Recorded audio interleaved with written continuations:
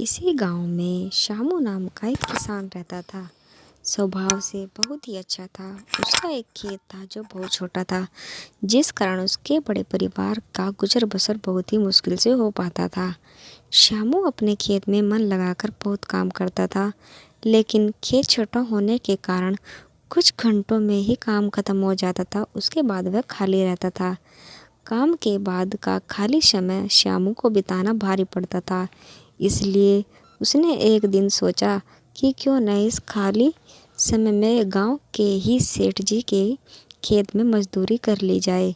इससे खाली समय भी कट जाएगा और घर में पैसे की भी कमी कुछ दूर हो जाएगी। गांव के सेठ जी बड़े भले इंसान थे। श्यामू जब उनसे काम मांगने गया तो सेठ जी ने कहा, तुम्हें मेरे खेत पर मजदूरी करने की कोई ज़रूरत नहीं है। आज मैं पूरे खेत की जिम्मेदारी तुमको सौंपता हूँ। जो भी फसल होगी आधा मुझे दे देना और आधा तुम ले लेना। सेठ जी के इस भले व्यवहार से श्यामू बहुत खुश हुआ और अगले ही दिन उनके खेत पर काम करना शुरू कर दिया। वह प्रतिदिन सुबह सबसे पहले अपने खेत का काम खत्म करता और फिर सेठ जी के खेत में काम करने चला जाता था। एक दिन दोपहर को जब श्यामू सेठ जी के खेत में हल चला रहा था, उसी वक्त उसका पैर किसी सख्त चीज़ से टकराया।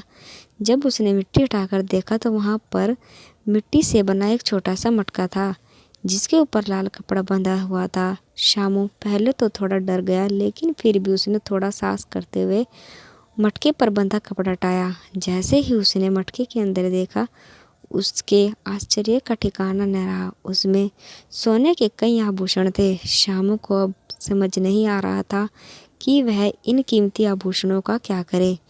एक की ओर सोचता, इसे किसी सुनार को बेचकर अपने घर की पैसे की कमी को दूर कर देता हूँ।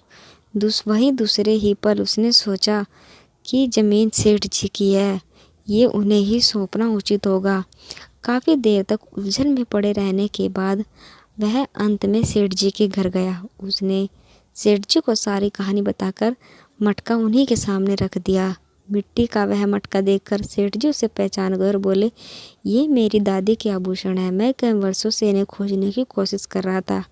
मुझे नहीं पता था कि ये कहाँ गड़े हुए हैं।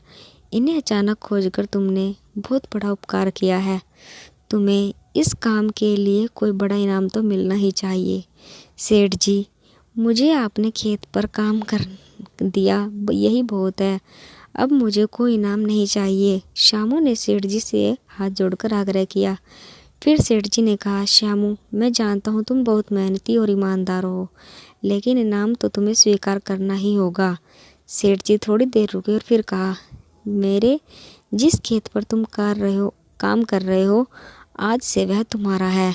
तुम उसके मालिक हो। सेठ जी के मुंह से यह बात सुनकर श्यामू खुशी से झूम उठा।